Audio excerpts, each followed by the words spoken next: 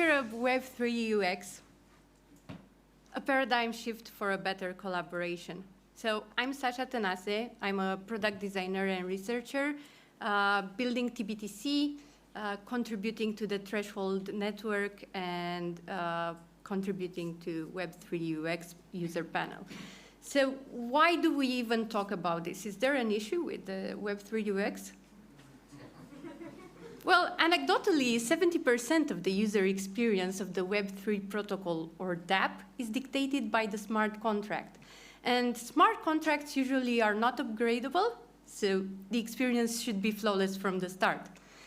The user's experience in Web3 is made of the entire user flow and user journeys, numbers of transactions until the goal is reached, which would be translated in Web2 for e-commerce, like the number of clicks until the purchase, gas spent by the users, and displayed information.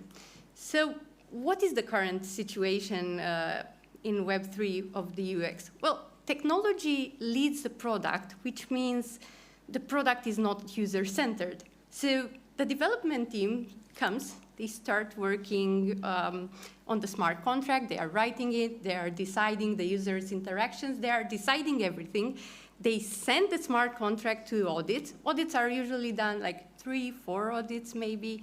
They get back the reports, they work on the bugs, fix the code, and afterwards they are bringing the designers when anything cannot be done afterwards. So if you need to go back, if you did research and you need to go back, you cannot do this anymore because everything is set in stone.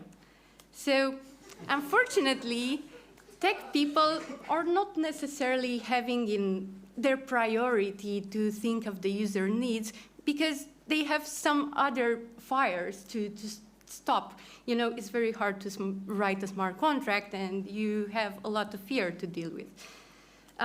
So why is this workflow not really working? Well, the teams are siloed, which means there is zero collaboration. Any findings from research that require redesigning the experience is impossible because the contracts are not upgradable, as I was saying. Design can improve the experience only by adding some explanations. Design can only cosmetize the product. It cannot fundamentally improve the experience.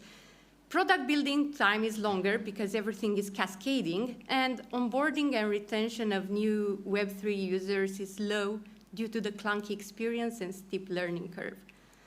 So how might we improve the state of Web3 UX? Well, first of all, we need to be open-minded and flexible to replace our common behaviors. This means stepping out of our comfort zones by changing the beaten track. The deliverable is the user-facing product, not the technical product, not the smart contract, not the back-end product. Thus, having a goal, a target to go to, a desired ideal outcome is a great place to start from. So this is not the product. This is the product. So what can we do to improve this? Well, we can try a not so new way of working, which is having all of the important actors come and work together from the start. Business, development, design, we all put together the user needs, the business goals, and the technical restrictions. We do explorative research, we test everything, we make together a user journey, which will be made with the user needs in mind and the technical constrictions as well. And after we have put this together, we can start working in parallel. The development team, the designers. The development team is developing the smart contract. The designers are working on the design.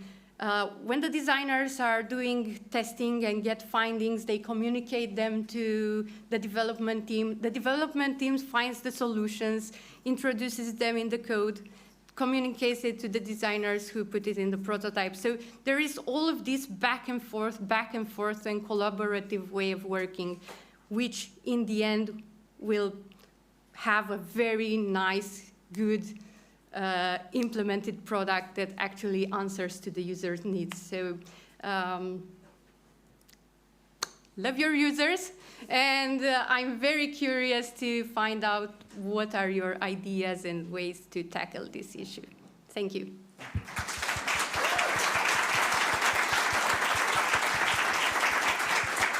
So curious if you have a hypothesis of why it is in the ecosystem that we don't use more of like a product-oriented roadmap and a mind frame. I have my own hypothesis, but I'm curious to hear. I think it's due to the fact that it's usually technology leads the product and like the other way around. Yeah. So because it's a very new space, so we're just trying to tackle the technical issues.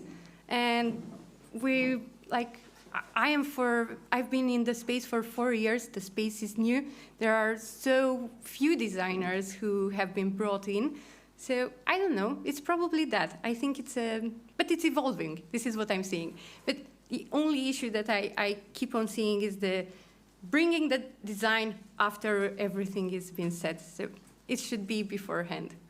Curious if you think these projects would be able to raise such huge funds, etc., if there was more of a mapped out end product, whereas if it's obfuscated behind the technology, people don't really know what's going on, they're more likely to kind of ape in their funds rather than knowing what the end product is and where that roadmap goes.